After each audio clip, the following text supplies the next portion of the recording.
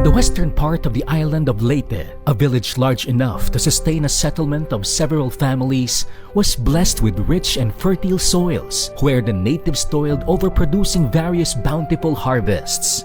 This village was then called Ormoc. Even during this early civilization, this small yet productive village had a well-developed and lucrative system of living. When the Spanish explorers arrived, changes began to happen through the years. One of these changes was the conversion of the many natives into Christianity when the Jesuits arrived in May 1597. In 1605, however, Moro pirates from different tribal groups in Mindanao pillaged and harassed the humble Christian settlement. When the Jesuits went home in 1768, the Augustinians took over the missions in Leyte, and Ormoc became a visita under the parish of Palompon for a span of 72 years. However, on December 21, 1850, Ormoc became a separate parish under Reverend Father Luciano Bibiano. When the coming of Spanish conquistadores as well as the migration of people from neighboring towns, the name Ormoc was born from the original Ormoc. For a span of 3 decades during the end of the 19th century, commercial agriculture continued to expand in Leyte. Abaca or hemp was its main export in the 1870s. Ormoc was a huge contributor in this trade. Through this period, a number of important infrastructures were built. The currently existing Puente de la Reina was built to help people cross to the shore of Candolong. Another bridge, which still exists to this day, the Tulay de Perdon, was built by Capital Municipal Segundo Esmero. During the late 1800s, Ormoc was also a hotbed of revolutionaries seeking independence from Spanish rule. The rise of Faustino Ablen, a fabled revolutionary leader, inspired locals to join the Pulahan movement.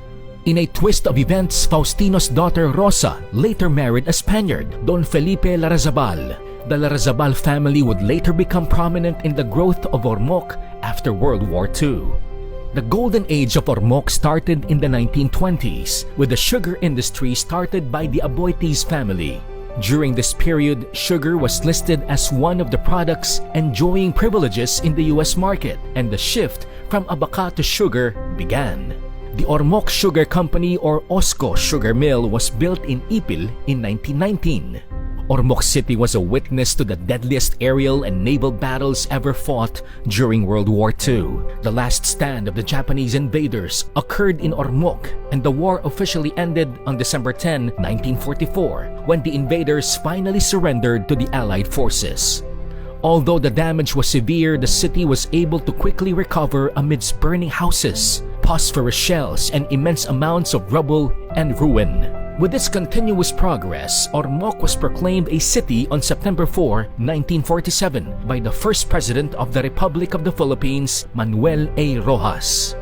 Shortly after, by virtue of Presidential Proclamation No. 42, Ormoc was formally inaugurated as a city on October 20, 1947, and it seemed that Ormoc was on a steady rise. However, on November 5, 1991, Typhoon Uring spawned a flash flood, ravaging the entire city and brought about massive destruction and death, claiming around 8,000 lost lives.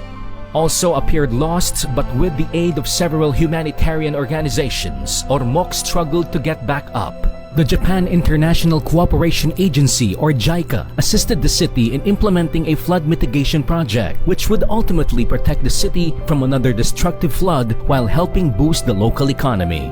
The city was on the rise due to its strategic location as the gateway of Eastern Visayas, allowing for rapid financial and economic growth. Ormoc was also a vital contributor to overcoming the national power crisis in the mid-90s, as it is the site of the world's second largest geothermal steam fields, which paved the way for multinationals to create, build, operate, transfer schemes with the government. But the city's tribulations were far from over. On November 8, 2013, the city was not spared from nature's wrath as Super Typhoon Yolanda, Haiyan, ravaged the city. Again, the destruction was massive, but the Ormocanons remained resilient and strong. The Ormocanons banded together while patiently waiting for outside help. Recovery was rapid, and we showed the world that we are ever enduring and spirited even during dire and hard times.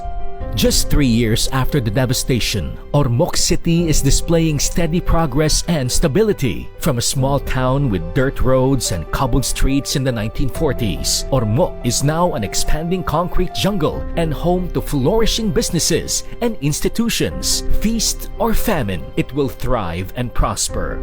Ormoc will forever be a city of beautiful people.